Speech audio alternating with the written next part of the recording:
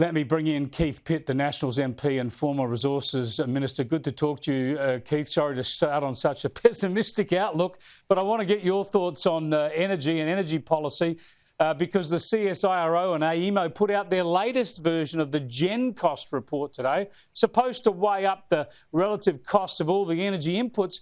But just like its previous reports, it talks up the renewable case and talks down the costs of renewables and tries to pretend that nuclear is just out of our league, just is far too expensive, which must be news to many, many countries around the world.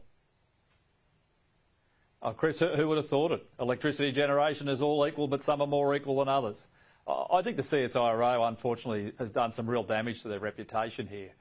Claire Lehman, she basically tore them to pieces in the last GenCost report, and they deserve to have it torn to pieces.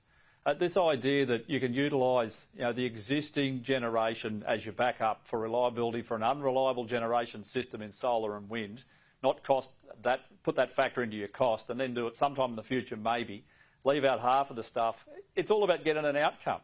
And the reality here is you used to design these things, Chris, on a curve that was reliability versus cost. You get the best balance you possibly could for the consumer.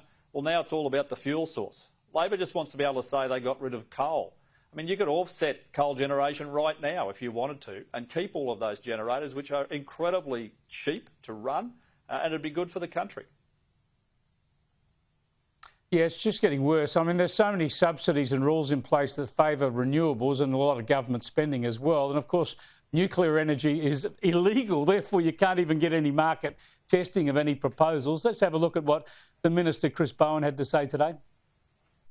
And the draft report today makes it crystal clear. The cheapest form of energy is renewable energy. Renewable energy is cheaper than coal, cheaper than gas, and much, much, much cheaper than nuclear energy. The GenCost report today takes into account all the costs that go with renewable energy between 2024 and 2030, including transmission and storage, and it still finds renewable energy is by far the cheapest form of energy. Nuclear energy is a fantasy wrapped up in a pipe dream for Australia. Yeah, this stuff's just driving me nuts, Keith. We all know that when the wind's blowing and you've got something there, it's producing cheap electricity, but there's the transmission costs, the storage costs, there's all what we're doing to environments around the country to try and put in these installations, and you're still stuck with the fundamental unreliability. So if you want no emissions, you want to get rid of coal and gas, you have to go to something reliable. Nuclear is there. Other countries are doing it. They can afford it. It's nonsense to say Australia can't. Oh, I agree completely.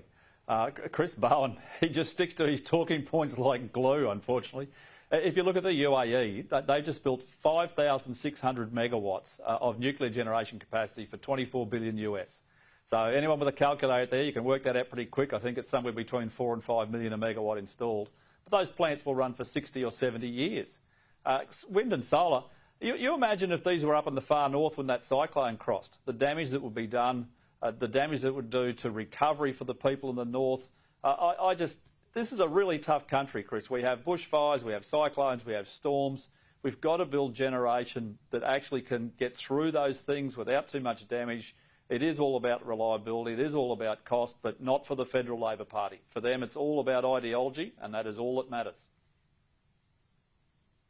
Yeah, speaking of that cyclone and the flooding damage in the far north, Bundaberg seems a long way north to me, Keith, but the Queenslanders remind me that it's a whole lot further north that we're talking about where all this damage has occurred. Nowhere but near it. Going to be impact up there.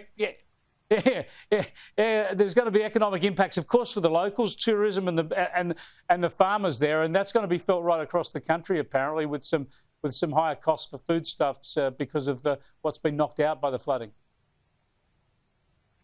Well, if you like bananas, 90% of those come from North Queensland. 360,000 tonne roughly across the country, but nearly all of it is in the north. And they get impacted directly around Tully and Innisfail. Well, that's just one fruit. The Mossman sugar mill unfortunately went into voluntary administration a few weeks ago, and I've seen media reports that they've got some substantial damage as well. That'll make it difficult.